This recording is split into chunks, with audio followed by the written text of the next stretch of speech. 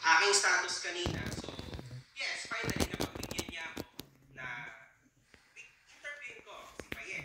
Kasi syempre, yan ang ito yung gusto niyo marinig sa kanya, di ba?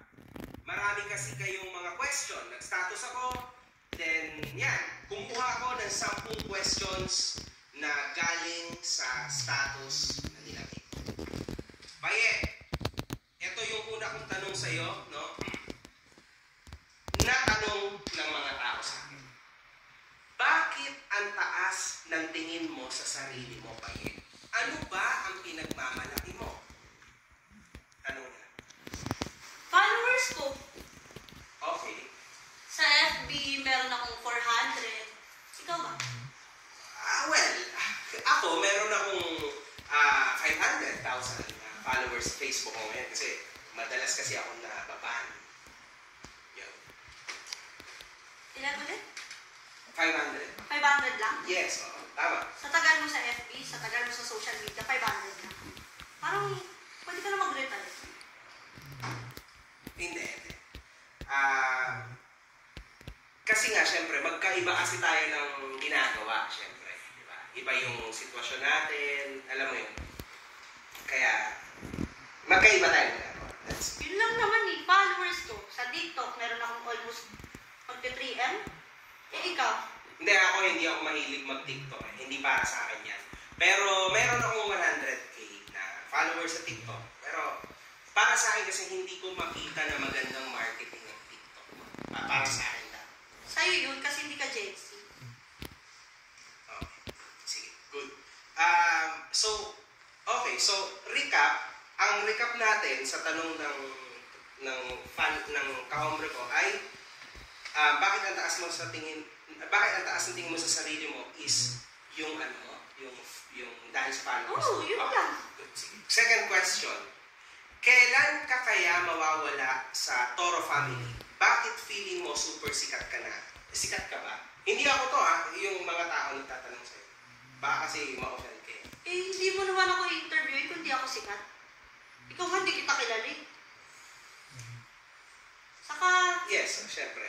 Magkaiba tayo ng Ayun nga eh, kasi nga syempre, dati ka pa naggaganyan, pero still, 500K ka lang.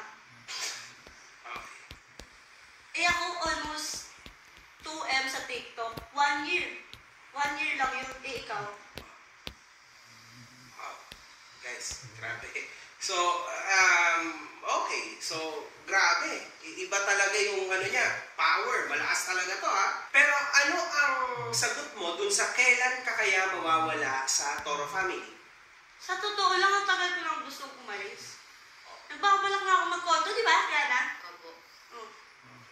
Hindi ako makaalis eh. May mga kontrata akong pinirmahan. Naka-NDA pa kami. Alam mo ba NDA? Siyempre. Alam mo yan. Yes. Yan. Grabe. So, in short, ang sagot mo, hindi ka makakaalis sa Toro family. Yun lang kasi na ang dami nilang pinapirmahan sa akin. Paano makakaalis dito? Wow. Good. Okay, grabe. Iba talaga. Bakit inaantay mo na magkamali yung iba kesa itama sila sa mga mali mong nakikita? Bakit ko sila ikukurik? Sila yun eh. Saka bakit ba nila ako pinapakailaman? Bakit kailangan ko ba magbago para sa kanila? Siyempre, mali yun. Papansinin talaga. Ako nga lagi niyo ko pinapansin. At bakit kung intrigahin mo si Ika ay wagas? Bakit di mo muna unahin ayusin yung ugali mo? Kasi nga, totoo nga, mapagpanggap nga siya. Okay. Di ka ako nanonood ng reality show eh. Manood ka lang season 1 para maintindihan mo. Hindi mo ba alam? Nagpapads yan.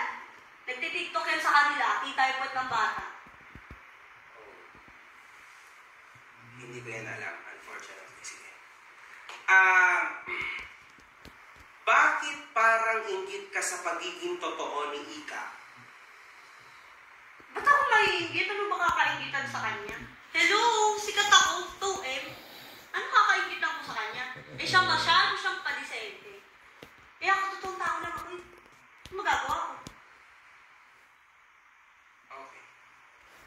Sige. Bored siya. Okay. Baka wala siyang magawa. Saka hindi ko nga rin alam bakit ako lagi pinapagalitan yun. Yung anak niya, hindi niya mapagalitan. Uy. Ito hindi to galing sa'yo, baka medyo na-offend ka na. Hindi okay yung ano mo yung parang yung body language, medyo kanina kapag gano'n ng gano'n, natetense din ako. No? Pero hindi to galing sa akin, ha? Galing to sa tao. Baka isipin mo kasi ako yung nag-iisip sa'yo na masama. No? Bakit? Ito, galing sa ibang tao to, hindi sa akin inuulit ko, ha? Ulit ka?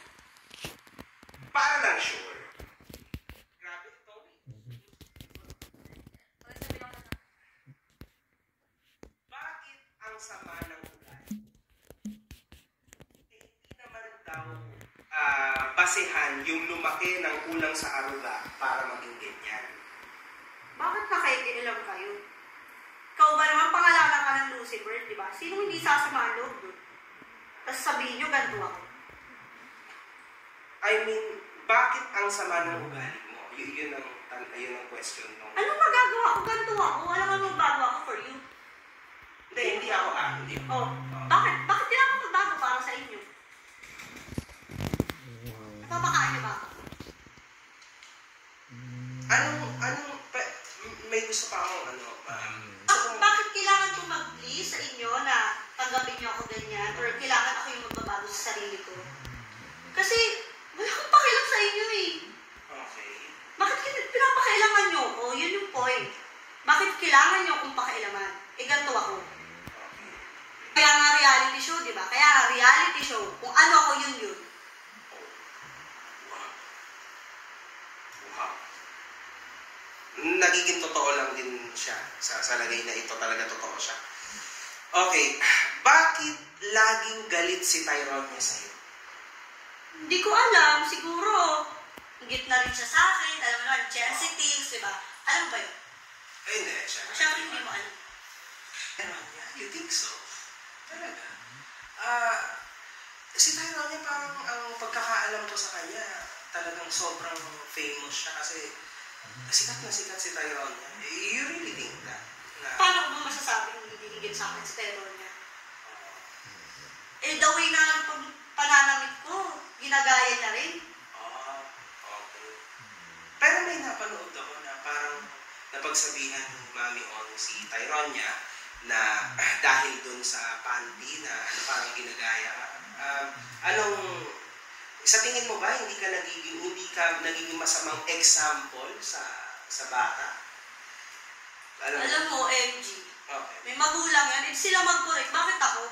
Bakit kailangan nila i-adapt from dahil sa akin? Okay. Hindi nila kailangan. Grabe. So ito, naiisip ko kasi baka naiinis na itong batang ito sa akin. Pasensya ka na ha. Pero ito, hindi ito galing sa akin ha. Bakit sobrang arte mo? Attitude mo na ba talaga yan? Question nila sa'yo. Maakti talaga ako eh. Yun ako eh. Again, uulitin ko, bakit ko kailangan magbago para sa inyo? Attitude mo na ba talaga yan? Ganyan ka talaga. Yun siguro yun niya sabi. Iyan ka talaga, right? Ito talaga eh. Nakikita niyo naman sa mga videos eh. Siguro nga kasi hindi ka nanonood. Hindi, nanonood ako siya. Kasi kaya nga ako. Pero bago lang ako siya. Okay, sige. Grabe. Pero meron akong ano pa sa'yo. Dami mong tanong. Sige, itutuloy ko pa rin pa kahit medyo parang sobrang crazy na yung dating nitong batang to sa akin. Pero okay lang.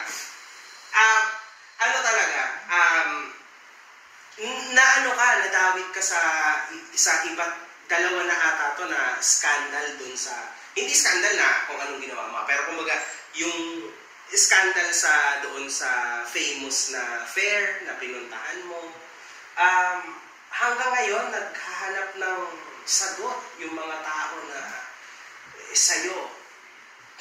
Ano ba yung ibig sabihin sa'yo nung action na napakita mo doon?